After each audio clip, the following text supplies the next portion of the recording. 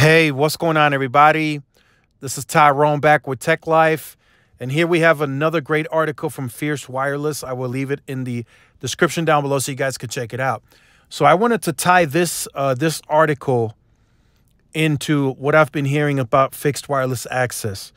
So recently we got some additional, or we saw some additional info that Neville Ray presented at the 5G Americas, which took place, I believe, in Dallas recently. It was a presentation by him. And at that presentation, he showed a slideshow that is forecasting T-Mobile to have, or to project to gain 10 million fixed wireless access customers by the end of 2026. So here, Fierce Wireless is reporting that T-Mobile tees up 39 gigahertz tests in Vegas. So many of you will probably ask, why are they testing it? They've already been using it commercially. And that is correct. They've been using it commercially at, I think, the last 2 or 3 Super Bowls. They've been using 39 gigahertz. And they've been using it actually live on a commercial macro site in several, like 7 or 8 cities as well. Now, I know not all of those cities have 39 gigahertz. Some have 24, some have 37. But they are now in the middle of testing it, and part of that reason is because of fixed wireless access.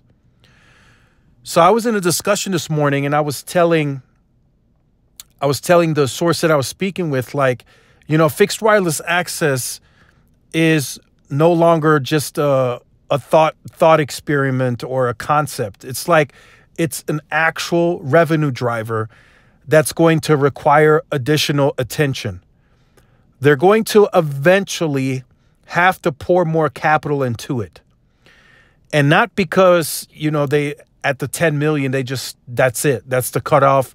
They're not going to add any more customers. No, they are seeing the demand, and they are seeing the additional strain and usage that it puts on the network. But at the same time, T-Mobile also sees the future opportunity that they have in this space to grow beyond 2026. So I think I made it aware in a video not too long ago that the projections for 2026 were 20% above the 2025 guidance on both revenue and subscriber numbers for fixed wireless access. And that's essentially what they're hinting towards with that 10 million goal by the end of 2026. Now, that's a projection that could change at any time depending on demand. I have been made aware as of this morning, total, they are now at 2 million or close to 2 million fixed wireless access customers. And 30% of total 5G usage now comes from fixed wireless access. So that's huge usage. So now how do you further grow that usage?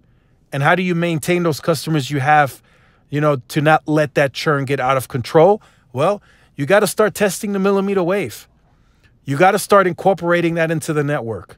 So they are asking, in this case, they are asking for additional 2 years of testing, reduced site testings, right, from 11 to 8, according to Fierce Wireless. And they are disclosing that they will be using Ericsson for this testing.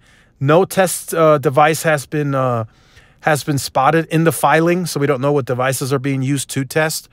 But they are going to start aggressively looking at the other spectrum bands that they have for fixed wireless access. And I'm also being told that in the future, we could start seeing additional capital being set aside for this specific rollout for fixed wireless access. It just seems to work. People want the product, and T-Mobile has to keep